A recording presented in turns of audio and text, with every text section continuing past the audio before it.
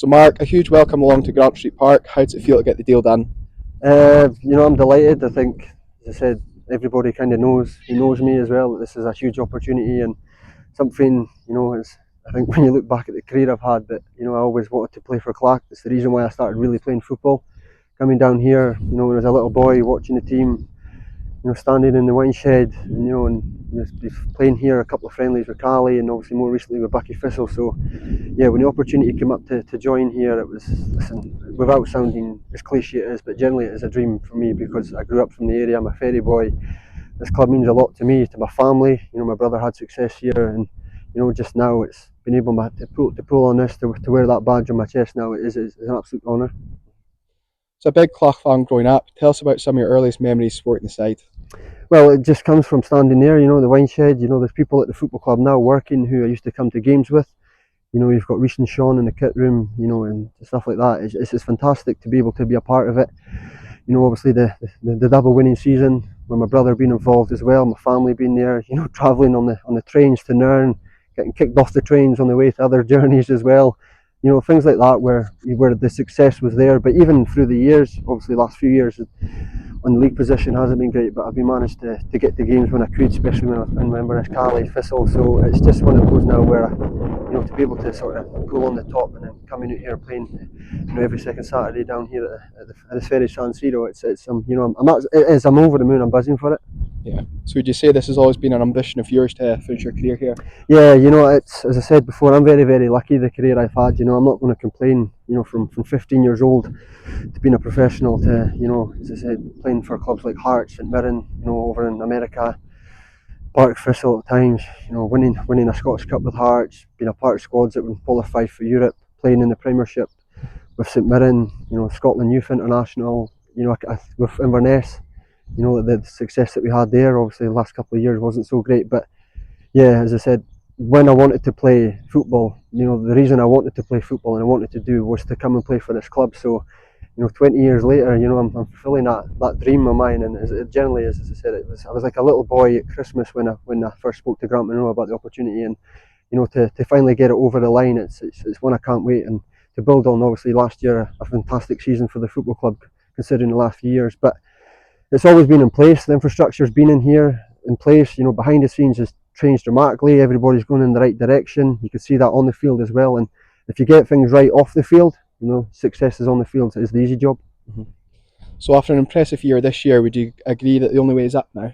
Yeah, I think so. I think it's going to put a lot of pressure on the boys who performed last year. To finish sixth in the league's fantastic considering the way it's been the last few years. So there's going to be a lot of pressure on everyone. But it's, for me, I'm not coming here just to play football. I'm coming here to help the club that I support.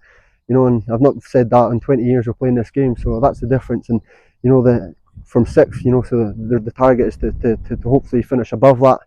Got to a cup final this year. My target and would exceed any kind of dreams, winning a trophy again for the club.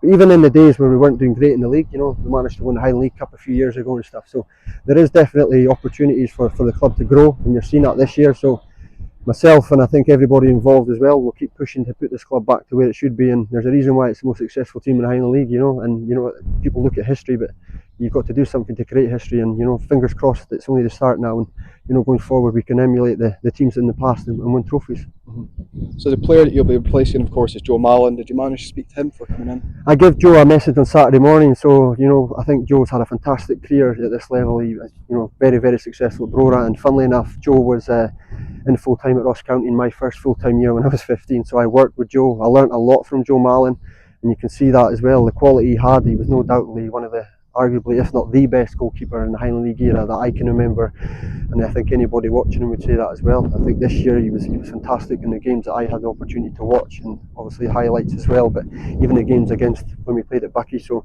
Joe's an absolute credit to himself, his family. I know his dad and that from the time at Ross County and stuff, and they were big influences in him. But yeah, first and foremost, I think he can retire happy because he's had a fantastic career, and just like it was back in the day, it's up to myself now to try and sort of emulate what he did last year, and build on that, the sort of standard he set. But I've got no doubt I'll do that, because I think the most important thing is that I always used to joke around football when I played Clach or against Clach. I'd always be happy no matter I'd be happy that I'd won, but I'd also be happy if they won. So for the first time I can say that, you know, I'll definitely be, you know, 100, the old cliche of 110%, but 110% definitely for, you know, pushing for this football club. But yeah, it's you know, Joe was fantastic, and you know, fingers crossed I can do what he did as well. One of the unsung heroes behind the scenes here is your childhood friend and our now chairman, Chris. How big an influence was he coming in? Yeah, it was funny because when I left Cali, I met with Chris and oh sorry, Coco. I met with Coco and Grant Monroe at Coco's house, basically just to discuss more with Granty about going from full time to part time football, because the transition, you know, it's not easy. It's been regimental for 19 years, so even last year with Bucky for the first few months, I struggled to adapt it, and probably in my performances it kind of showed as well. But now, you know, I'm used to that now, and I think so. I'm coming to Clark a better player than I was at the start of last year, understanding the situation. Coco, obviously, what he's come into the football club and done fantastic. He's got people in and around him, we're helping him.